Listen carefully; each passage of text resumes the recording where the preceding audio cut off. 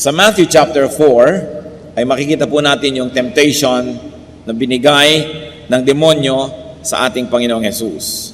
At makikita po natin dito ang isang napakagandang karakter ng Panginoon na maaari natin gawing huwaran, modelo, standard sa ating buhay. Matthew 4:1. Then Jesus was led by the Spirit into the desert to be tempted by the devil. At doon pa lang sa opening sentence na yan, napakarami na po nating pwedeng maging leksyon. First of all, that the Lord was Spirit-led. Ang ginagawa ng Panginoon ay ayon sa udyok, bulong, turo ng banal na Espiritu. And that the Lord followed the leading of the Holy Spirit. If you are being led by the Holy Spirit to go to the desert, to the wilderness, and to stay there and to fast for 40 days and 40 nights, that's not an easy thing to do. Maaring tayo mga tuwiran, tumanggi, umiwas, subalit siya ay sumunod. In our lives, what can we learn from the lovable Jesus in this verse? Be Spirit-led. Listen to the voice of the Spirit. Kaya nga ang kabilin-bilinan sa Revelation 2:29, he who has an ear, let him hear what the Spirit says. Pakinggan ang inuudyok, ibinubulong ng Espiritu. We must be Spirit-sensitive. Pagka po may ipinapagawa ang Panginoong Diyos, kailangan tayo tahimik, quiet enough to hear the voice of God. Because seldom will the Lord raise His voice and shout. Most of the leadings are given through whispers, through quiet persuasion. Kaya kailangan po mayroong enough space and time in our lives when we are quiet so we can process the promptings of the Holy Spirit. But as children of God and the children of truth, we must discern if the Spirit is of God. Dahil may evil spirit din na bumubulong-bulong at nangihikayat ng aakit. 1 John 4:1, do not believe every spirit, but test the spirits to see whether they are from God. Examine the things we do. Examine the things we like to do. And we ask ourselves, is it from God? Kung may nakasakit ng inyong damdamin at gusto nyong saktan din, itatanong nyo lang sa sarili nyo, is this leading from God? Kung gusto nating gumante, is this from God? Na-offend tayo, meron tayong gustong gawing retaliation, is this from God? Makinig lang po tayo sa Espiritu ng Diyos, tayo makaiiwas na sa napakaraming mga pagkakamali at sa napakaraming mga sakit sa buhay. How do you do that? How do we discern? How do we develop discernment? If the Spirit is from God or not, immerse yourself in God's Word. Kailangan babad tayo sa salita ng Diyos, babad tayo sa panalangin, at babad tayo sa impluensyang makadiyos, nagkakaroon tayo ng napaka-sensitive spirit that we will discern if the Spirit is from God or not. Because it is the Word of God that will confirm or deny the source of a message. Kaya kung puro tayo emosyon, puro kanta, puro talon, puro sayaw, pagkatapos walang pag-aaral ng salita ng Diyos, nagiging emosyonal lang tayo, ang mangyayari, tayo maring paglaruan ng ating damdamin, nagkakaroon ng maraming bukas na pintos para sa pandaraya ng mga masasamang espiritu, akala tuloy maging ng anak ng Diyos, ang sinusunod nila ay Diyos, yun pala hindi na. Every spiritual activity must be based on and tempered by the Word of God. By an intelligent study of the Word of God. Hindi puro emosyon. So be led by God's Spirit, not by a bad spirit. Ituloy po natin ang pagbabasa ng chapter 4 ng Matthew, this time verses 2 to 4. After fasting 40 days and 40 nights, he was hungry. The tempter came to him and said, if you are the Son of God, tell these stones to become bread. Jesus answered, it is written, man does not live on bread alone, but on every word that comes from the mouth of God. So the Lord transcended his physical need and want and condition and resisted the temptation of food. Sa biglang tingin, ano ba naman ang masama na yung bato ay gawin nga niyang tinapay, gutom siya. Pero what would have happened? Mahuhulog siya sa patibong ni Satanas. He would play the game by the rules of Satan. At hindi siya nadaya. Para hindi po tayo madaya, we can learn from the Lord Jesus. Transcend your physical, your present, your temporary situation. Yung atin pong panandali ang mga hirap, gutom, pangamba, pagdurusa, lungkot, huwag nating payagan yan na maging entry point ng pandaraya ni Satanas. Nothing is forever, not even sorrow, not even discomfort, not even problems. Pero pagka tayo nawawala ng pag-asa, yun ang mahirap. Kasi pag wala na tayong pag-asa, humihiram na tayo kay Satanas ng mga pamamaraan para malutas ang ating kalagayan. Pero kung meron tayong inaasahan, alam nating kailangan ay magpakatatag ako, mananatili ako sa tama, sa makadiyos, matatapos din ito dahil may inaasahan ako na wakas nito. And Jesus is our hope. No matter how difficult the situation, do not receive anything from the devil, though it might be what you need. And very especially, though it might be what you want.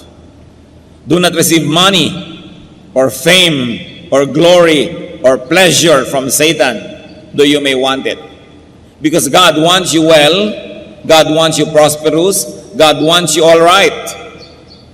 May panahon, dapat lang lampasan natin yung mga pagsubok, dapat nating lampasan yung mga panandali, ang mga hirap, at sa dulo no, nandun ang mga kamay ng Panginoong nakaabang para tayo yakapin at tayo'y tanggapin. Huwag tatanggap ng anuman kay Satan. Meron tayong pangangailangan, si Satan ang nag-aalok na ibigay ito, huwag tanggapin. Sapagkat si Satanas ay hindi mabuti, hindi siya nagbibigay. Pagka meron niyang parang ibinigay, ang laki ng bawi. John 10:10, the Lord said, the thief, referring to Satan, comes only to steal and kill and destroy. Wala siyang ibinibigay na mabuti. Pero syempre, ang ibibigay niyang lason, sugar-coated. Ang ibibigay niyang kasinungalingan will come dressed as truth. So be very discerning and do not be swayed by your temporary need to the point that you will hurt your eternity.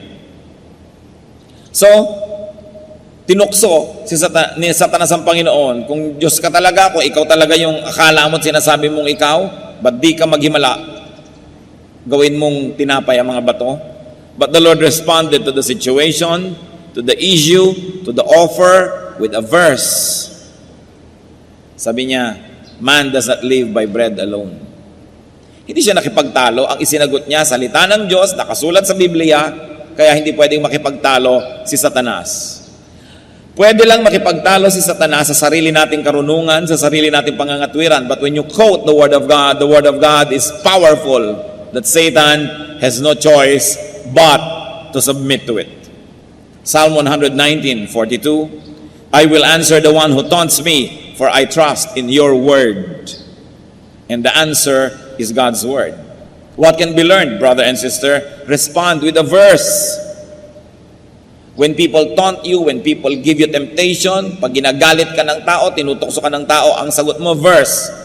Sabihin mo man sa kanya yon o sa loob-loob mo lang, ang mahalaga, verse.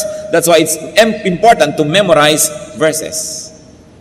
We should memorize the Word of God. Tiyakin nyo lamang po na ang inyong interpretation at application ay hindi self-serving. Kasi meron naman talaga nagko-quote ng verse pero baluktot para lamang palakasin ang kanyang depensa, para lamang magmatigas sa kanyang gustong sabihin at gawin. Pero ang sabi ng Psalm 119, verse 11, I have hidden your word in my heart, that I might not sin against you. At kung sa puso nakatanim ang salita ng Diyos, paano mag-uugat doon ng kasalanan? May naunang nakatanim. Kung sa utak natin, sa ating isip, ay nandun na ang salita ng Diyos, naunahan na niya yung masama, paano pa makapaghahari ang masama doon? Meron ng nakalagay na nakabutihan doon. Kaya ang mahalaga, alamin, isaulo ang salita ng Diyos. So, no argument, the devil dropped the issue and just opened another issue. Matthew 4:5-7. Then the devil took him into the holy city and had him stand on the highest point of the temple.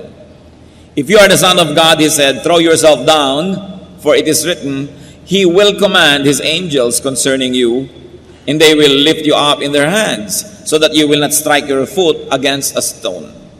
Jesus answered him, it is also written, do not put the Lord your God to the test.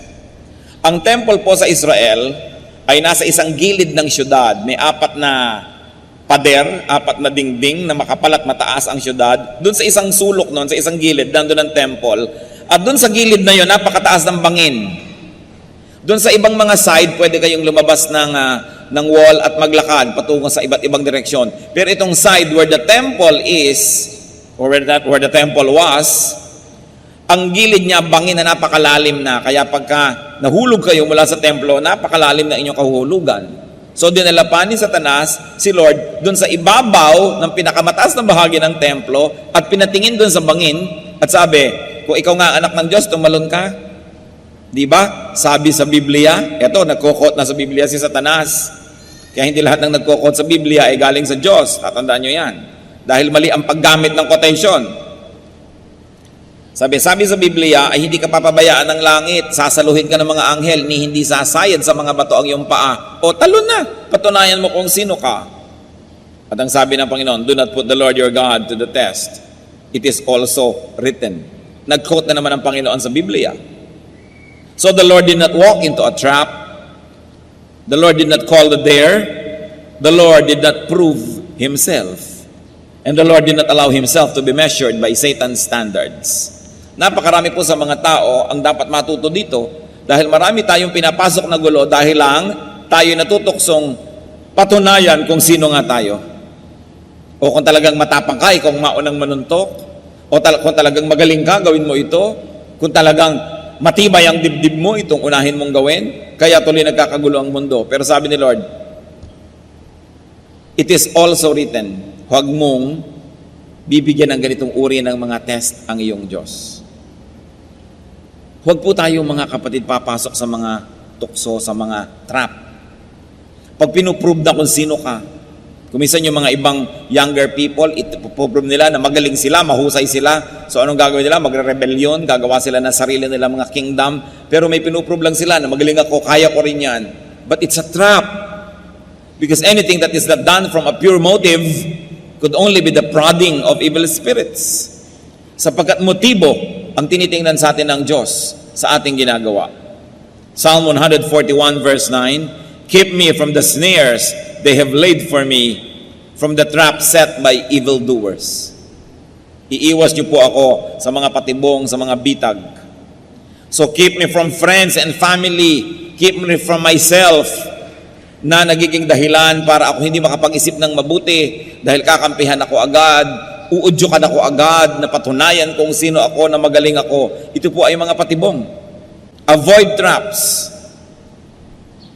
At syempre, sinasabi din sa Biblia, ang mga babaeng magaganda at magagandang magsalita, ganon din ang mga lalaki na mapang-akit, ay trap yan sa mga married people who should not even entertain such persons.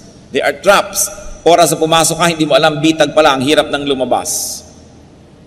Marami pong mga traps, mga kapatid. Kung minsan yung pagsisikap, sisikapin kong maging best engineer, sisikapin kong maging best accountant, o sisikapin ko na maging best pastor, sisikapin ko na maging magkaroon ng ganitong ministry at papalaguin ko. Kung minsan hindi naman pure lagi ang motive. Dahil lang may inggit sa kapwa, dahil may gustong patunayan o gustong makipagkompetisyon. Sayang ang lahat ng pagod natin sa pagiging excellent kung ang dahilan lang pala ay gusto lang nating magpasikat. Gusto lang pala nating daigin ang ating kapwa. Si Solomon na pinakamarunong na tao naglakad sa balat ng lupa, sabi niya sa Ecclesiastes 4 verse 4, I saw that all labor and all achievement spring from man's envy of his neighbor. Nagpapalaki ng bahay, hindi dahil kailangan niya o gusto niya, kundi dahil gusto niyang daigin ang kanyang kapitbahay. Estudyante, pinipilit ng magulang, taasan ng grade, taasan ng grade, taasan ng grade. Hindi lang talaga para matuto, para madaig pala ang mga kaeskwela. Husayan mo ang isang bagay. Kaya ganyan na rin siguro yung mga kumisa na walang kabuluhan na nagpapalagay sa Guinness Book of Records. Pinakamahabang hotdog sa mundo, 3 kilometro. O ano ngayon, ang napala mo na may pinakamahabang hotdog sa mundo, nalagay ka lang sa Guinness Book of Record, natalo mo lang yung dating may record. Pinakamalaking salad, isang buong plaza, salad. Sino ngayon ang kakain nito? Pinakamalaking relleno, pinakamahabang pagkukulong sa loob ng kahon na maraming kasamang ahas. O ano ngayon ang napala ng sansinukob sa iyong achievement? Para lamang madaig yung previous record.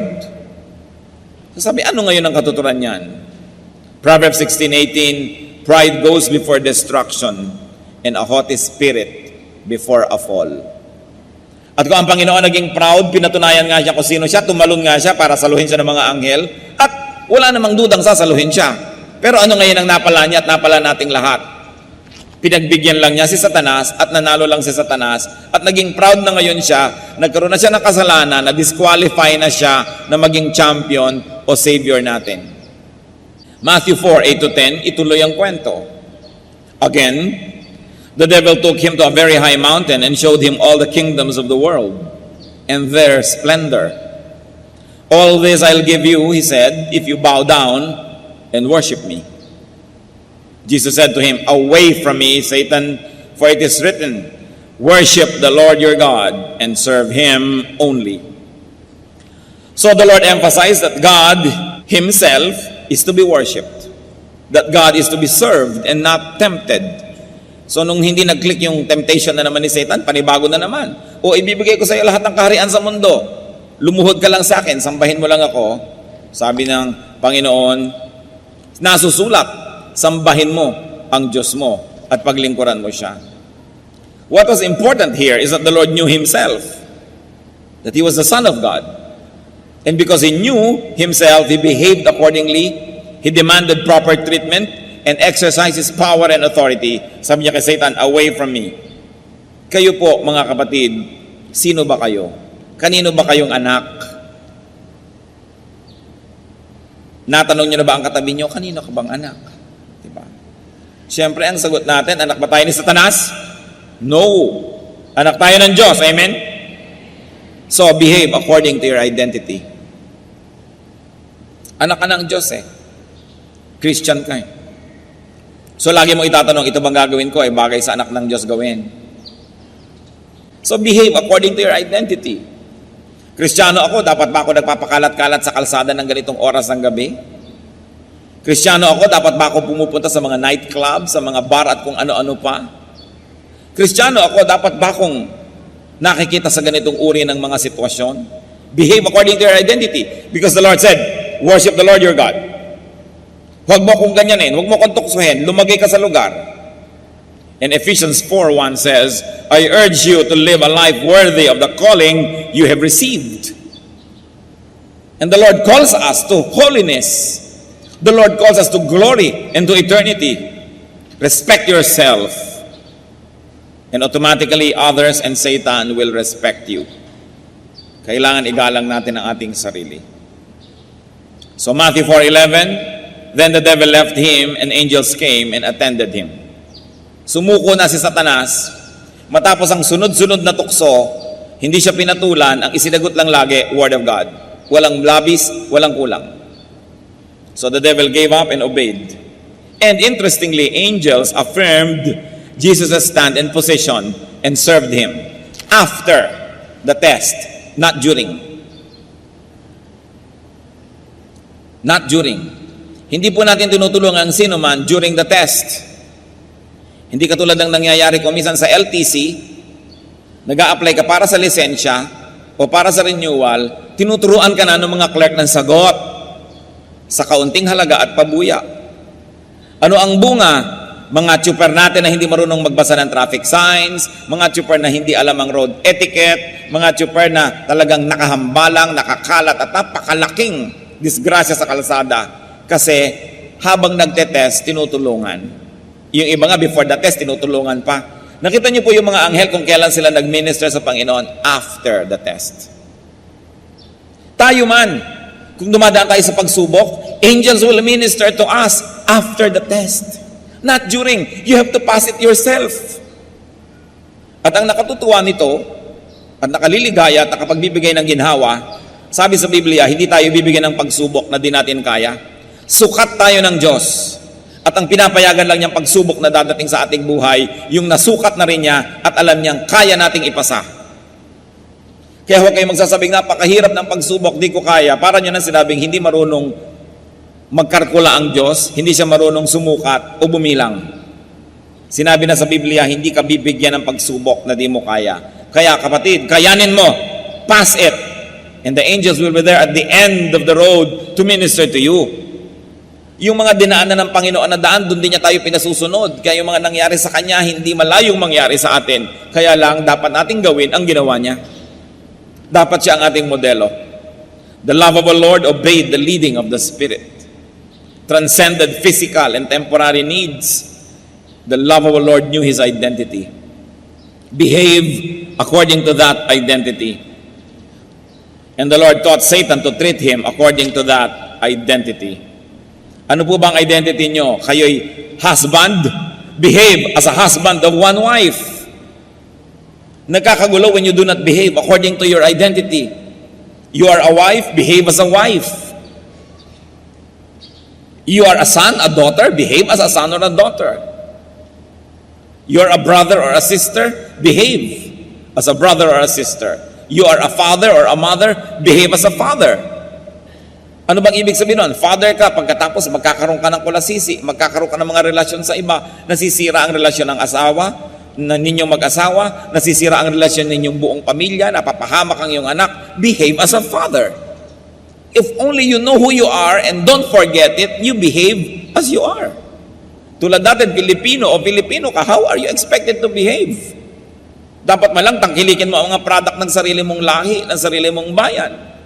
Dapat malang ibigin mo ang iyong bayan. Huwag mong kalatan ng mga ilog. Huwag kang dumagdag sa problema ng bayan, kundi solve the problems of the nation because you are a Filipino.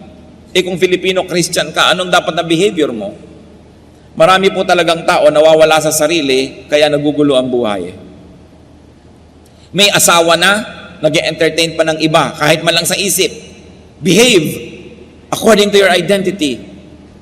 Hindi mo na dapat ina-entertain yan. Masaya ka man o hindi. Kung malungkot ka, di malungkot ka, magtiyaga ka. Pero hindi mo dapat nasirain yung image mo kung ano ka. And remember, we were created in God's image. We are God's workmanship to do good works. And you are a Christian. Kung Kristiyano ka, anong yung identity? Bagay ba sa bibig ng Kristiyano ang nagchichismis? Bagay ba sa Kristiyano yung rebellious sa kanyang spiritual authority? Bagay ba sa Kristiyano yung namimintas? Bagay ba sa Kristiyano yung kung sino ang kumupkup sa'yo, nag-alaga sa'yo, nagpakain sa'yo, bigla mong tutuklawin? At pagkatapos, pagsasalitaan mo ng masasakit at masasama para lang magmukha kang mabuti at martir, kaawaan at tulungan ng iba? Bagay ba yon sa bibig ng Kristiyano? Bagay ba sa mga Kristiyano na nagsusuporta sa mali? Kung tayo lang po lalagay sa lugar, aayos ang ating buhay. Teacher ka, bagay ba sa teacher ang hindi nagtuturo, hindi naghahanda ng lesson plan? Estudyante ka, bagay ba sa estudyante hindi nag-aaral? The Lord did not forget who He was. Sabi niya kay Satan, worship the Lord your God. Lumagay ka sa lugar. So the lovable Lord kept His argumentations with the devil to the minimum. Few words and to the Word of God for our benefit. And thank God, He knew how to suspend pleasure and comfort, relief and satisfaction. Many people are deceived and trapped when they seek immediate pleasures. Hindi makapaghintay, minamadali ang panahon. Assistant pa lang, hindi maghintay, gusto agad siya ang maging top person. Tinetrain pa lang, hindi makapaghintay, gusto agad agawin ng kapangyarihan. Dapat ang tao marunong maghintay. And especially to deny ourselves instant gratification if in the long run it would be disastrous. Hebrews 11:24 to 25. By faith, Moses chose to be mistreated along with the people of God rather than to enjoy the pleasures of sin for a short time. Isipin po ninyo, prinsipe na ang status ni Moses sa Egypt, the most powerful empire of the world. And yet, because he knew who he was, that he was a Hebrew, he belonged to the nation of God, he denounced his Egyptian identity, his royal status, and rather chose to be among the slaves who were the Hebrew people. Pinili niya na dumaan doon sa mahirap kasi yun ang tama. Nabuhay siya dahil siya ay naging totoo sa kanyang sarili. And even the Lord resisted temptation, stood His ground. The Lord suffered so as to be our champion, our Savior. Ano po ba yung mga champion na yan? Nung araw, halimbawa, may giyera, pangkat A, pangkat B, para maiwasan na lang na dumanak ang sobrang daming dugo, pipili na lang ang pangkat A ng kanyang champion. Yung pangkat B, champion. Yung dalawa ang maglalabanan. Pag natalo yung champion ng pangkat A, talo na yung buong pangkat A. Yan ang hinamon ni Goliath sa Israel. Sabi niya, ako ang kampiyon ng mga Philistines. Humanap kayo ng kampiyon nyo, kami na lang maglalabanan. Kung natalo ako, talo na yung buong army namin. Huwag na nating lipulin ang lahat. May champion ka. Nakita nyo po, pag may champion tayo, ang binibining Pilipinas, yun ang champion ng Pilipinas, ilalaban mo sa Miss Universe. Pag natalo siya, talo na yung buong Pilipinas. Pag nanalo siya, panalo na yung buong Pilipinas. Pag may basketball team tayo, sila yung ating champion. Pagka meron tayong representative, sila yung ating champion. So, si Lord, siya ang ating champion. Lumaban siya para sa atin. Hindi na tayo ang inisinuong sa giyera with Satan. Hindi na tayo ang ipinapako sa krus. Hindi na tayo ang hinagupit. Hindi na tayo ang dumaan sa kutakot-takot na hirap. Siya na. Pero kung hindi niya yun pinasa, talo tayong lahat. But because He stood His ground, no matter how difficult, na ipinapako na siya sa krus, ibinabaon ang mga malalaking bakal na pako sa kanyang laman, litid, buto. Nananalangin pa siya at hinihingi ng tawad yung gumagawa noong kalapastanganan na yun sa kanya. Kung siya'y nagalit, napuno, napikon, at gumawa ng hindi maganda, hindi na natin siya champion. Kasi ang champion na kailangan natin para mahugasan ang ating kasalanan ay yung walang kasalanan. Ang kailangan nating champion para tayo luminis ay yung may malinis na dugo. Tiniis niya ang lahat so that He will remain to be our champion. And thank Jesus because He is our victorious champion.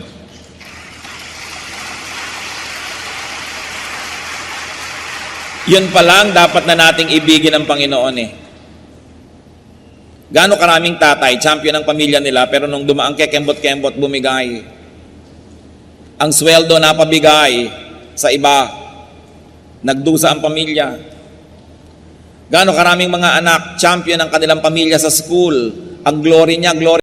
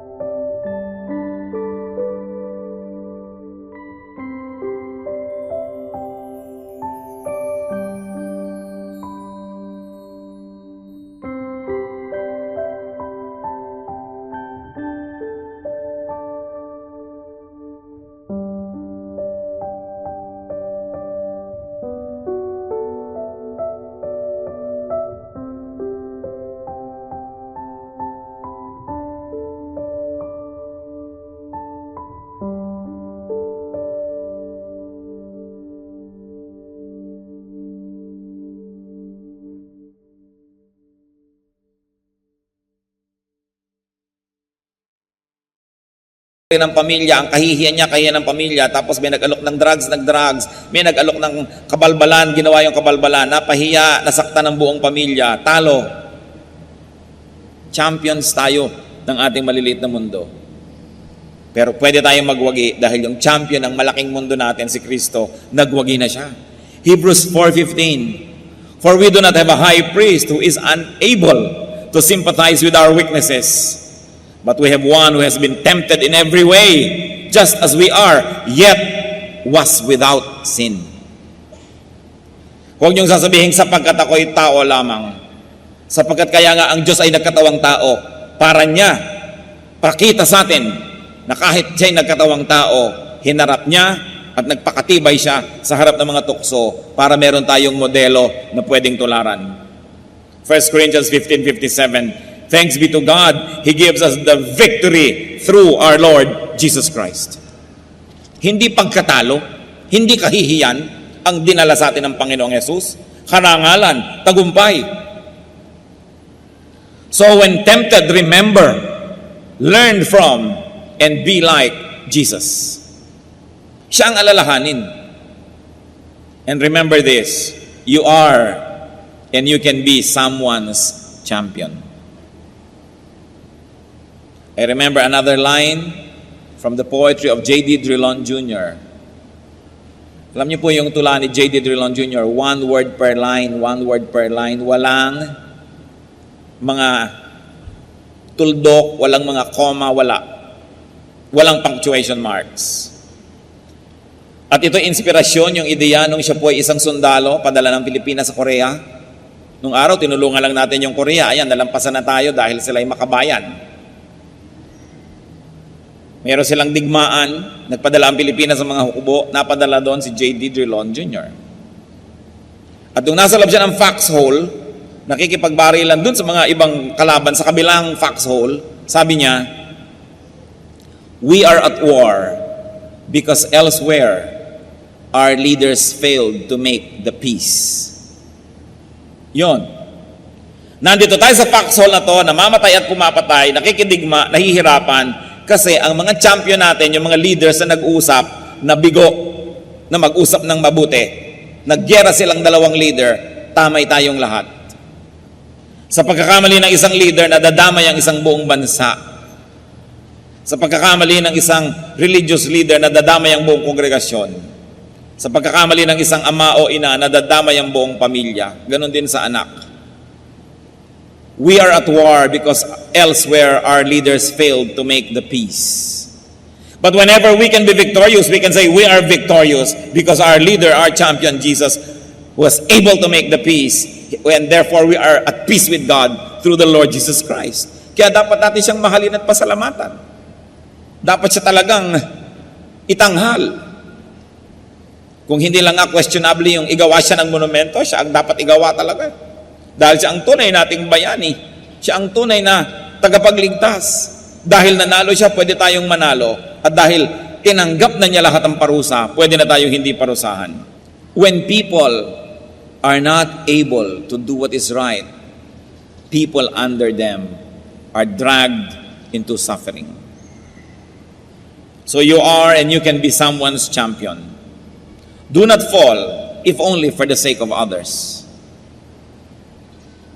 Dahil marami tayong dadalhin pag tayo'y bumagsak. Thank and love Jesus. Nauna na siya sa paggawa ng mabuti. 1 John 4:19, we love because He first loved us. Nauna na tayong minahal ng Diyos, dapat tayong makipagmahalan sa Kanya. At itong dapat nating i-develop, I don't know how you will do it in a personal way, but develop a personal love affair with Jesus. Isang personal, maganda, masarap na relasyon. At salamat na lang dahil nanalo na siya. Huwag kayong malungkot. Huwag kayong magluksa. Huwag kayong matakot. Revelation 5:5, do not weep. See, the Lion of the tribe of Judah, the Root of David, has triumphed. Nagwagi na. At lahat tayo nakinabang at nakikinabang dahil sa kabutihan ni Jesus. Dahil siya ang ating champion. 2 Corinthians 5:21, God made Him who had no sin to be sin for us, so that in Him we might become the righteousness of God. Christian, love your hero. Love your champion. Love your Savior. At paano natin masusuklian ang kabutihan ng Panginoon bilang champion natin? Be a champion to someone. Fight a good fight for the sake of those who believe in you. For the sake of those who trust you. For the sake of those who rely on you. At mas marami tayong taong pinamumunuan o nasasakupan, mas malaking ating pananagutan. Jesus is our champion. At ang sabi sa Bible, I can do all things through Christ who gives me strength.